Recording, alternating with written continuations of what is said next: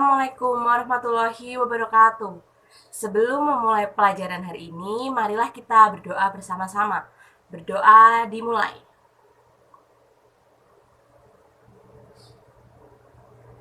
Berdoa selesai. Nah, sebelum masuk pelajaran hari ini, Ibu akan mengulang kembali pelajaran sebelumnya. Masih ingat nggak pelajarannya tentang apa? Nah, sebelumnya itu Ibu telah mengajarkan kepada kalian yaitu tema 3. Tentang apa itu tema 3? Ada yang masih ingat? Oke. Kemudian Ibu akan melanjutkan tentang pelajaran hari ini. Pelajaran hari ini kita masuk yaitu tema 4. Tema 4 itu adalah project, berbentuk project kelas. Nah, project kelas yang bagaimana akan Ibu sampaikan setelah ini. Ibu akan menjelaskan yang pertama, akan menjelaskan tentang padi. Padi itu adalah tanaman yang sangat penting di Indonesia. Padi akan menghasilkan beras. Banyak penduduk Indonesia yang mengonsumsinya. Padi juga dapat tumbuh di daerah panas dengan curah hujan tinggi. Daerah utama penghasil padi adalah Jawa Barat, Jawa Timur, Jawa Tengah, Sulawesi Selatan, Sumatera Utara, Karawang, dan Jawa Barat. Dan Jawa Barat sendiri dikenal sebagai lumbung padi nasional.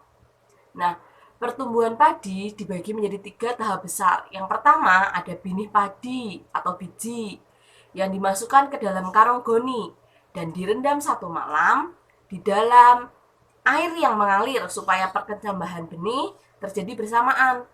Selanjutnya, benih-benih ini ditanam di lahan sementara dan bibit itu setelah siap dipindahkan ke sawah.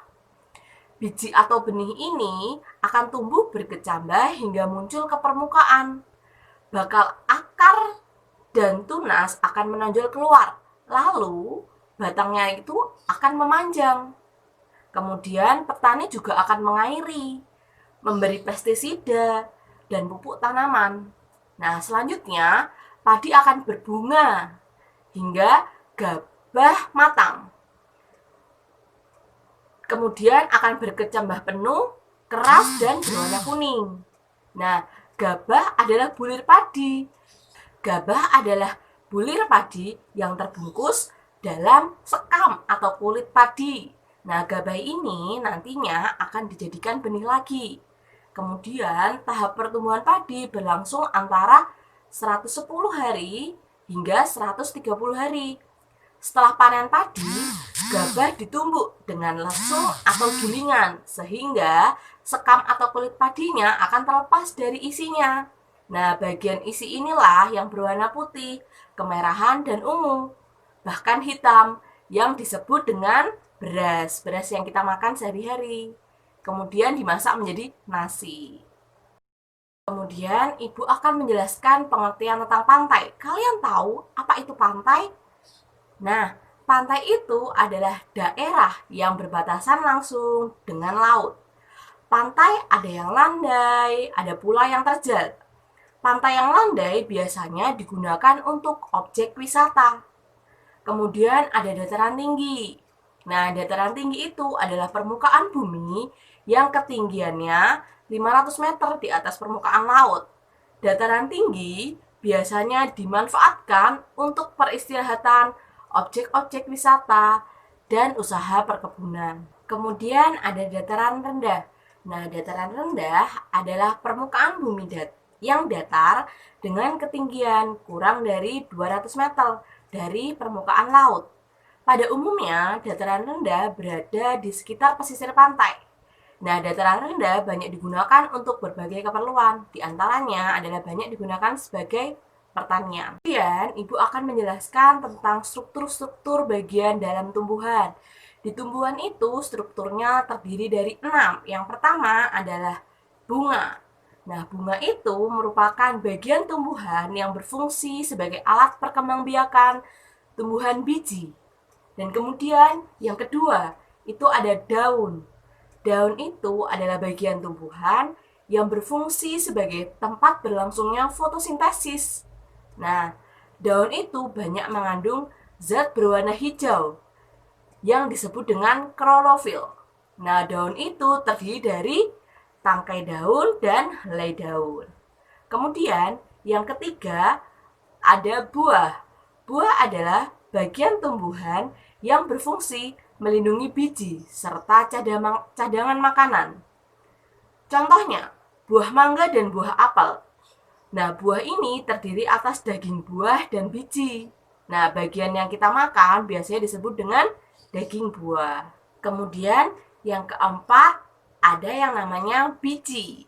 Nah, biji itu merupakan hasil dari pembuahan yang terjadi akibat penyerbukan antara serbuk sari dan sel telur pada putik. Jika biji ditanam, akan tumbuh menjadi tumbuhan baru. Nah, biji ini memiliki keping. Ada yang berkeping satu, ada yang berkeping dua. Nah, biji yang berkeping satu dinamakan dengan monokotil, sedangkan biji berkeping dua dinamakan dengan dikotil. Nah, kemudian yang keempat terdapat yaitu namanya batang. Nah, batang itu apa? Batang itu adalah bagian tumbuhan yang berada di atas tanah. Nah, batang itu berfungsi sebagai tempat munculnya daun, bunga, dan buah. Batang juga berfungsi sebagai mengedarkan mineral dan air yang diserap akar. Kemudian, zat makanan hasil fotosintesis akan dibagikan ke seluruh tubuh. Kemudian yang kelima ada yang namanya akar.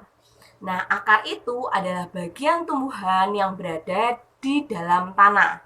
Akar sendiri berfungsi sebagai mengokohkan tumbuhan. Nah, jika tumbuhan tersebut tidak memiliki akar, tumbuhan itu akan mudah dicabut dan mudah roboh ketika terterpa angin atau bisa hanyut terbawa air ketika turun hujan. Nah, zat-zat mineral dalam dan air yang dibutuhkan untuk membuat makanan kemudian diserap oleh akar dari dalam tanah. Namun, pada beberapa tumbuhan tertentu, akar tidak hanya berfungsi sebagai menyerap air dan zat hara, tetapi berfungsi sebagai penyimpan cadangan makanan. Kemudian, Ibu akan menjelaskan tentang tata cara kita melakukan wawancara. Apa aja yang harus kita lakukan? Nah, ada hal yang perlu dilakukan. Yang pertama, sebelum melakukan wawancara, kita harus melakukan apa? Yang pertama, kita harus membuat janji atau meminta kesediaan narasumber untuk diwawancarai. Nah, yang kedua, kita harus menunjukkan kesan baik. Misalnya, kita harus datang tepat waktu. Kemudian, yang ketiga, kita harus berpakaian dengan sopan. Dan yang keempat, kita harus berbicara dengan santun dan ramah. Dan yang kelima, kita harus menyiapkan daftar pertanyaan sesuai dengan pokok permasalahan. Nah, pertanyaannya tersebut harus mengandung unsur apa, siapa, di mana, kapan, dan bagaimana. Nah, dan yang paling penting, kita juga harus berlatih dan agar tidak selalu membaca dalam pertanyaan yang telah disusun. Kemudian, ketika kita sedang melakukan wawancara, yang pertama kita lakukan adalah kita harus memperkenalkan diri kita sebelum wawancara. Dan juga yang kedua, kita menyampaikan tujuan wawancara kita apa. Nah, kemudian yang ketiga, memulai wawancara dengan pertanyaan yang ringan. Dan kita bisa mencairkan suasana. Misalnya kita bisa menanyakan tentang kegemaran tokoh. Nah, kemudian kalau suasananya juga sudah cair, nah baru kita hubungkan persoalan menjadi topik wawancara. Kemudian kita harus menyebutkan nama narasumber dengan lengkap, serta kita juga jangan lupa membawa buku catatan atau alat tulis atau bahkan alat perekam saat melakukan wawancara. Kemudian kita mendengarkan dengan baik informasi yang diberikan dari narasumber. Nah, kita juga jangan sampai memotong ucapan dari narasumber agar keterangan tidak terputus-putus. Setelah melakukan wawancara, kita yang pertama memohon diri. Terus yang kedua, kita mengucapkan ucapan terima kasih karena telah meluangkan waktunya. Nah, yang ketiga, kita menyampaikan permohonan maaf jika dalam wawancaranya ada hal yang kurang berkenan. Begitu tadi, ada hal, jadi kita harus memperhatikan sebelum melakukan wawancara, ketika melakukan wawancara, dan setelah melakukan wawancara. ketiga yang tadi sangat berkaitan antara satu dengan yang lainnya. Kemudian Ibu akan menjelaskan tentang karakteristik hewan. Yang pertama, Ibu akan menjelaskan tentang karakteristik cicak. Kalian tahu cicak? Nah, cicak itu mempunyai perekat dalam telapak kakinya, sehingga dia dapat merayap di dinding atau langit-langit rumah. Nah, cicak itu juga memiliki lidah yang panjang dan lengket, sehingga dia dapat menangkap serangga. Nah, cicak itu juga bisa memutuskan ekornya untuk melindungi diri.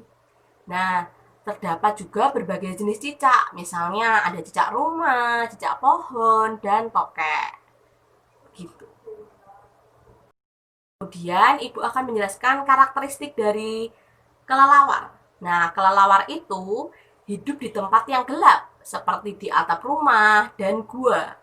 Nah, kelelawar itu juga mengeluarkan suara dengan frekuensi tinggi. Nah, selain itu, kelelawar juga memiliki pendengaran yang baik dan peka dalam menerima bunyi pantulan. Nah, kelelawar mampu mendeteksi benda-benda di sekitarnya dengan bunyi pantulan tersebut.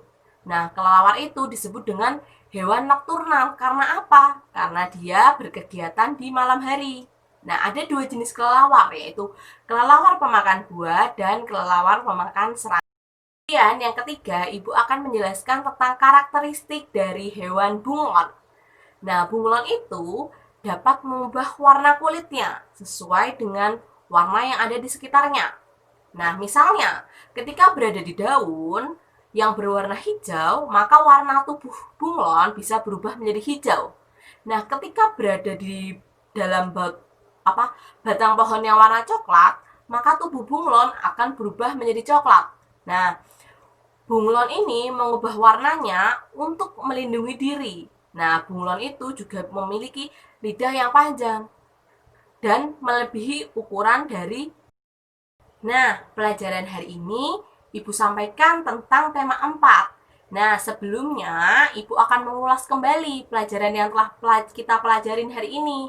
Nah, kita yang pertama mengulas tentang pengertian padi. Nah, dari mulai dari padi masih menjadi biji, berkecambah, menjadi beras itu sendiri. Kemudian Ibu menjelaskan tentang pengertian dari pantai, pengertian dari dataran tinggi, dan pengertian dari dataran rendah. Kemudian Ibu juga menjelaskan tentang bagian-bagian dari tumbuhan. Ada bunga, ada daun, ada buah, ada biji, ada batang, dan ada akar. Kemudian Ibu menjelaskan tentang bagaimana cara kita melakukan wawancara, ketika sebelum melakukan wawancara, ketika melakukan wawancara, dan setelah melakukan wawancara. Dan Ibu juga tadi menjelaskan tentang karakteristik berbagai hewan, misalnya karakteristik cicak, karakteristik kelelawar, dan karakteristik bunglon. Dan juga bagaimana sih kita menulis format laporan hasil laporan wawancara yang benar? Nah, tadi itu sudah Ibu jelaskan. Dan terakhir, bagaimana cara melestarikan hewan-hewan langka? Dan juga Ibu menjelaskan tadi tentang manfaat dari tanaman obat mulai dari kencur, kunyit, dan jahe.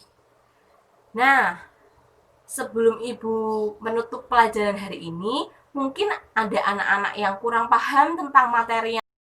Untuk pelajaran minggu depan, Ibu akan menjelaskan tema selanjutnya. Nah, tema 4. Nah, anak-anak jangan lupa ya membawa tentang buku temanya lagi. Nah, kemudian Ibu akhiri, kita berdoa dulu bersama-sama untuk mengakhiri pelajaran hari ini. Berdoa dimulai. Oke, berdoa selesai. Oke, Ibu cukupkan hari ini. Kurang lebihnya mohon maaf. Wassalamualaikum warahmatullahi wabarakatuh.